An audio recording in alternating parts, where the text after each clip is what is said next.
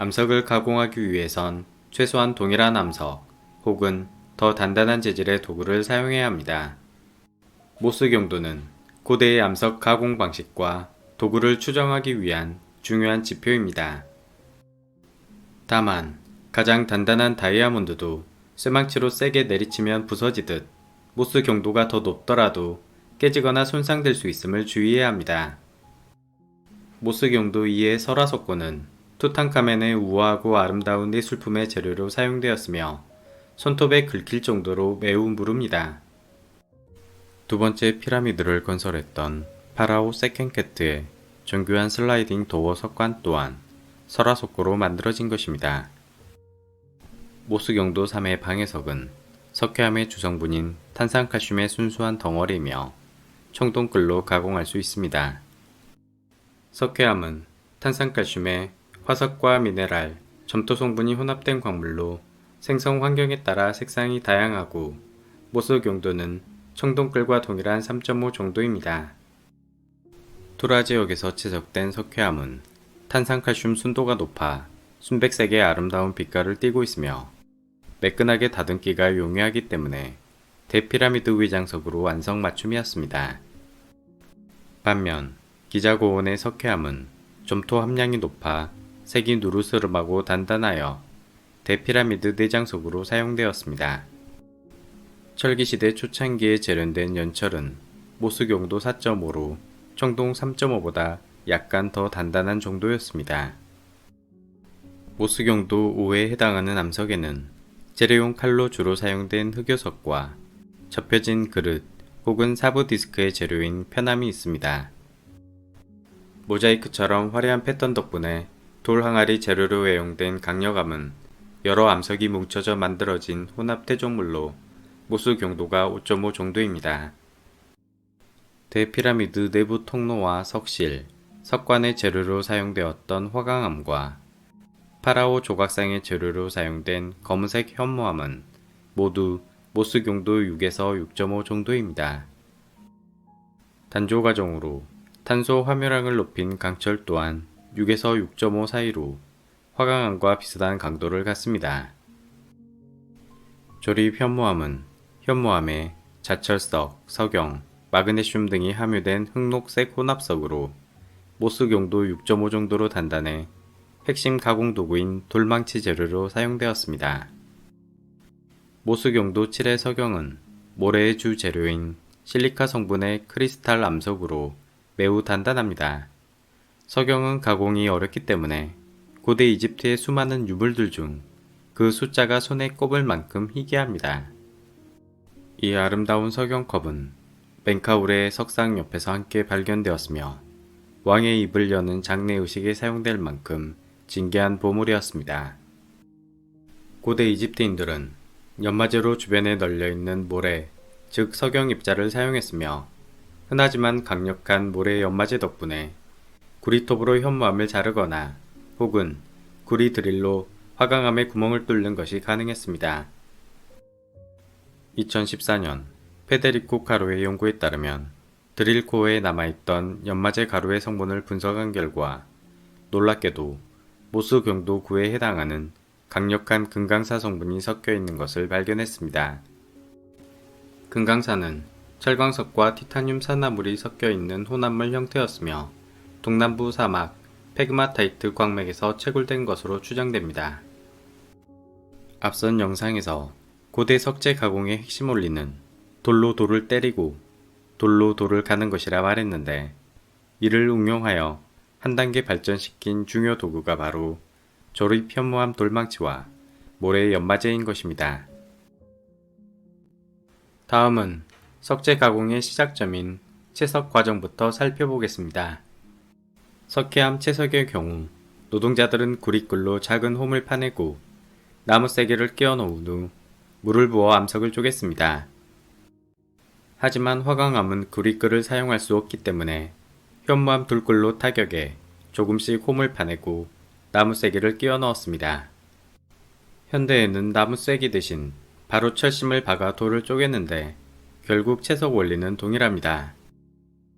대피라미드 내부 통로와 석실 벽면, 석관의 귀중한 재료인 붉은 화강암은 기자에서 남쪽으로 870km 떨어진 아스완 지역에서 채석했습니다. 아스완의 화강암 채석장에는 하트셉수트 여왕의 미완성 오벨리스크 유적이 위치합니다. 오벨리스크처럼 거대한 단일 암석을 기반함에서 통째로 떼어내기 위해서는 나무 세기로 쪼개는 일반적 채석 방식이 불가능했고 단순 무식해 보이는 돌망치 타격법을 사용했습니다. 기반함 위에 붉은 선을 긋고 노동자들이 선을 따라 일렬로 줄지어 섭니다. 그리고 단단한 조립 현무암 돌망치를 반복적으로 내리치면서 안반을 조금씩 파내려갑니다. 실제 오벨리스크 주변에는 돌망치를 두드리고 갈면서 형성된 숟가락 문양의 스쿤마크가 가득합니다. 밑면을 파고 들어간 스쿤마크를 보았을 때 인부가 쭈그려 앉아 돌을 때렸던 것으로 보이는데 무릎과 어깨 관절에 무리를 주는 힘든 자세입니다. 나무 기둥에 줄을 묶고 돌망치를 연결해 진자 운동으로 타격하거나 혹은 돌 곡괭이로 파냈다면 좀 더 작업이 수월했을 것입니다. 이집트 사학자 아델 케라니에 따르면 채석장 주변에서 발견되는 둥근 형태의 망칫돌들은 완전히 닳아서 무뎌진 것으로 원래는 곡괭이처럼 정교하게 일점 타격할 수 있는 각진 형태를 가지고 있었다고 말합니다. 러시아 학자 알렉산더 소콜로프의 재현 실험에 따르면 둥근 현무암 망칫돌로 화강암을 내리쳤을 때 시간당 840g의 돌을 파냈으며 이를 바탕으로 계산하면 총 150명의 인부가 2년간 작업했을 때 거대한 오벨리스크를 떼어낼 수 있다고 결론 내렸습니다. 잉카를 점령했던 스페인 총독과 원주민 여성 사이에서 태어났던 잉카 가르실라소 델라베가의 1604년 기록에 따르면 잉카인들은 돌을 다루는 특별한 도구를 사용하지 않았고 히우아나라 부르는 검은 돌을 두드려 석재를 가공했다고 묘사했습니다. 실제 쿠스코 근처 루미콜카 카치과타 채석장에서도 둥근 현무암 돌망치와 스쿤마크를 확인할 수 있으며 이는 잉카인들 또한 동일하게 현무암 돌망치 타격법을 사용했음을 시사합니다. 장 피에르 프로체는 기본형 직육면체 돌블록을 만드는 자연 실험에서 4kg 현무암 돌망치를 사용했고 예상보다 빠른 90분 안에 작업을 마쳤습니다. 돌망치는 15도 각도로 내리치다 충돌 직전 손목을 꺾어 45도 각도로 타격하는 게 가장 효과적이었습니다. 가장자리는 작은 돌로 조심스럽게 타격하고 갈돌과 연마저로 표면을 매끈하게 다듬어 작업을 마무리합니다. 학자들의 언급은 없으나 제 생각에는 노동자들의 탈수와 관절 손상을 예방하고 작업 능률을 향상시키기 위해 최소 3교대로 일을 하지 않았을까 추측해 봅니다. 물론 18세기 식민지 노예처럼 잔인하게 백성들을 혹사시켰을 수도 있지만 고대 문서에 따르면 노동자들이 나름의 자유와 휴식을 보장받았다는 증거들이 여럿 발견됩니다. 헤로도토스가 이집트를 방문했을 당시 페르시아의 지배를 받던 후기 암흑시대였음에도 불구하고 농부들은 엄청나게 비옥한 토지 덕분에 세상 편하게 농사를 지었고 백성들은 흥청망청 여대를 즐겼다고 말합니다. 또한 나일강 봄난기인 4개월 동안은 일거리가 없었기 때문에 유후 인력이 풍부했고 이때 대형 신정 건축에 수십만의 인력이 동원되었다고 기록합니다. 만약 3교대로 일을 한다면 짬짬이 그늘에서 잡담도 나누고 점심 식사 후 낮잠도 자면서 작업 중단 없이 빠르게 일을 진행시킬 수 있습니다. 충분한 휴식은 작업 능률을 향상시키기 위한 가장 효과적 수단이란 말이 있습니다. 마크 레너 박사가 피라미드 건설 감독자의 무덤에서 발견한 인력 조직도에 따르면 200명의 필레, 1000명의 갱, 2000명의 크루로 그룹이 조직되어 있습니다. 피라미드 건설 노동자의 총 인원은 알 수 없지만 학자들은 고왕국 시대 인구수를 160만 명으로 추정하고 있으며 일할 수 있는 남성의 수는 40만 정도로 가정할 수 있습니다. 1000명으로 이루어진 200여 개의 크루 그룹들이 당직표 스케줄에 맞추어 일과 휴식을 번갈아가며 체계적으로 작업을 수행했을 것이라 생각됩니다. 채석된 돌 블록을 이동시키기 위해선 나무 썰매 혹은 회전 나무판 파텐을 사용했습니다. 4개의 파텐을 직육면체 돌 블록에 결합시키면 그 자체가 돌바퀴가 되고 경사를 위해서 쉽게 끌어당기는 게 가능합니다. 오벨리스크와 같은 거대한 석재를 운반하기 위해선 대형 나무 썰매와 통나무, 파피루스 밧줄이 필요했습니다.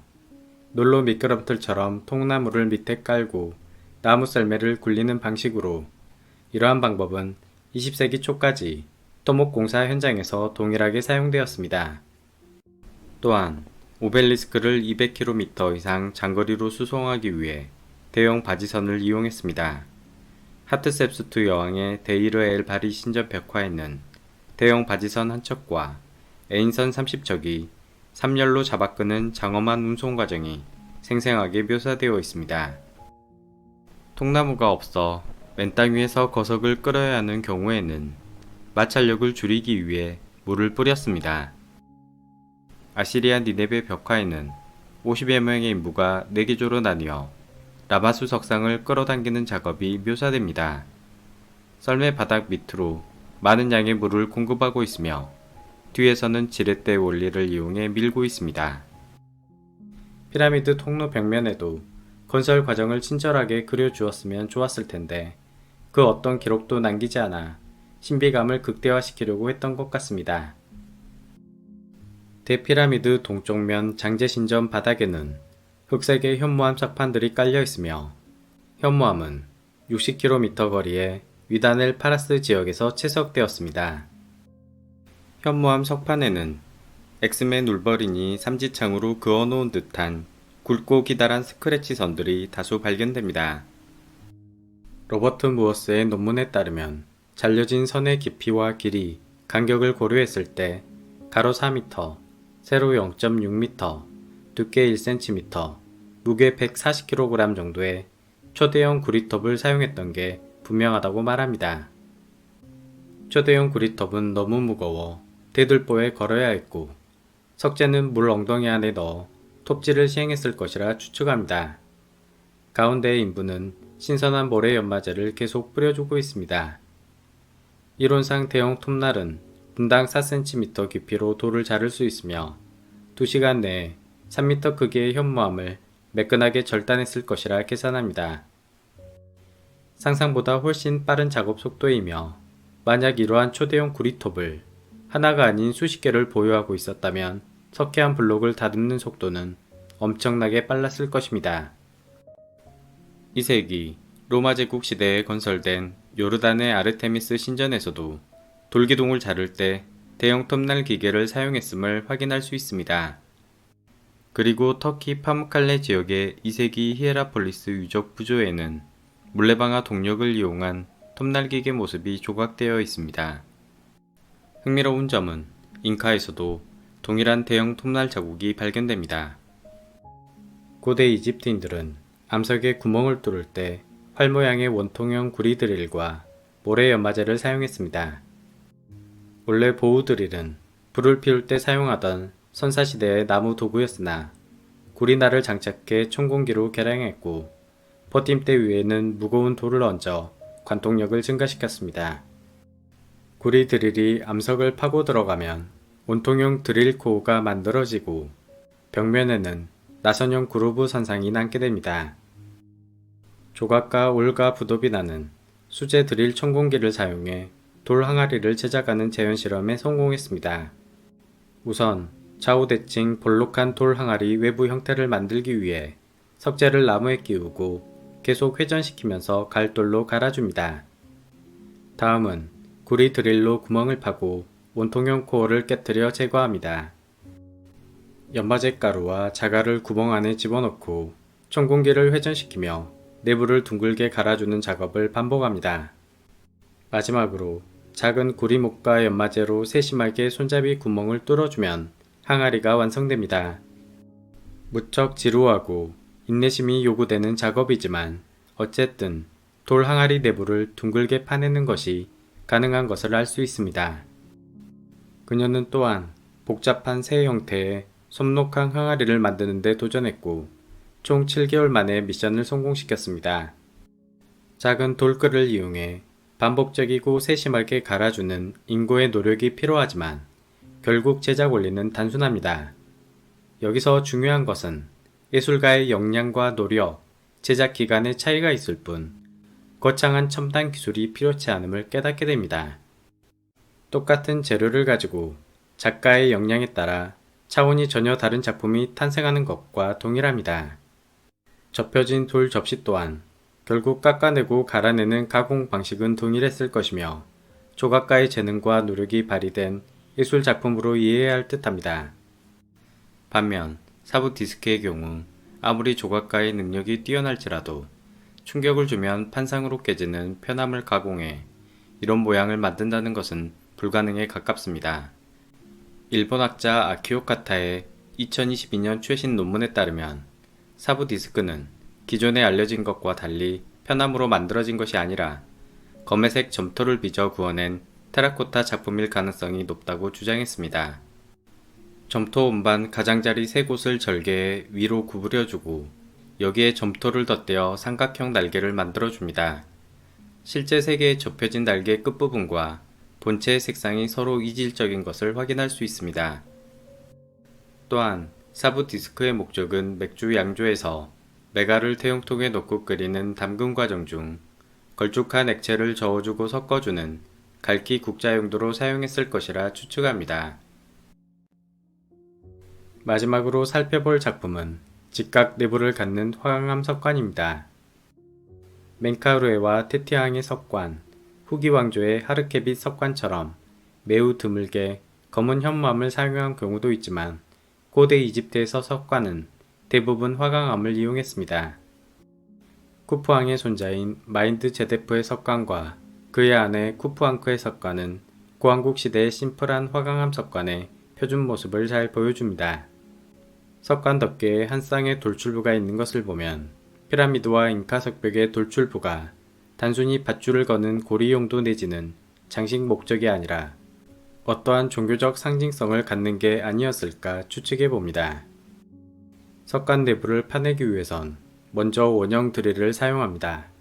펀치 구멍을 뚫듯 일렬로 수많은 구멍을 파내고 가운데 부분은 돌망치로 때려 부숩니다.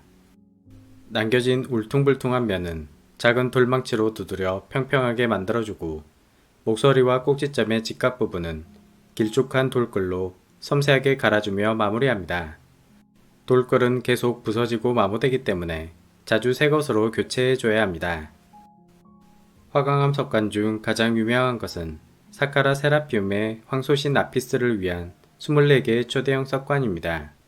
황소 미라를 안치하기 위해 높이가 3m, 길이 4m, 무게가 100톤에 이르며 대피라미드의 화강암 석관보다 직각 모서리가 훨씬 내리하고 벽면이 매끈합니다. 이러한 발전된 모습은 기원전 2세기 프텔레마이오스 시대에 강철글을 사용해 다듬었기 때문이라 생각됩니다. 세라피움 석관은 현대의 초정밀 기술을 사용한 것처럼 오차없는 정밀성으로 유명하지만 실제 내부 각도는 알려진 것과 다르게 최대 1.5도 정도의 오차가 있고 벽면 또한 완벽한 평면이 아닌 굴곡과 스크래치 자국들이 산재해 있음을 확인할 수 있습니다. 즉, 석공들의 반복적인 노동으로 만들어진 땀의 결과물인 것입니다. 고대의 석재 가공 기술과 관련한 모든 미스터리를 해소할 수는 없겠으나 이번 영상이 어느 정도 의문점들을 합리적으로 납득하는 데 도움이 되었으면 좋겠습니다. 테크니컬한 기술적 내용들을 주로 언급했으나 어쩌면 더 중요한 점은 자발적으로 노동력을 바치게 만들었던 눈에 보이지 않는 종교적 믿음의 힘일 것입니다. 나일강의 풍요는 신이 선사한 축복이라 믿어졌고 풍요로운 삶이 영원히 지속되길 바라는 종교적 염원이 하나로 모여 믿기 힘든 대규모 노동력을 동원할 수 있었던 것은 아니었을지 생각해 봅니다. 기본적 도구만을 가지고 협동과 끈기의 힘으로 엄청난 과업을 완수했던 고대인들의 피와 땀의 숙연함과 경이로움을 느끼며 영상을 마무리합니다. 끝까지 시청해 주셔서 감사합니다.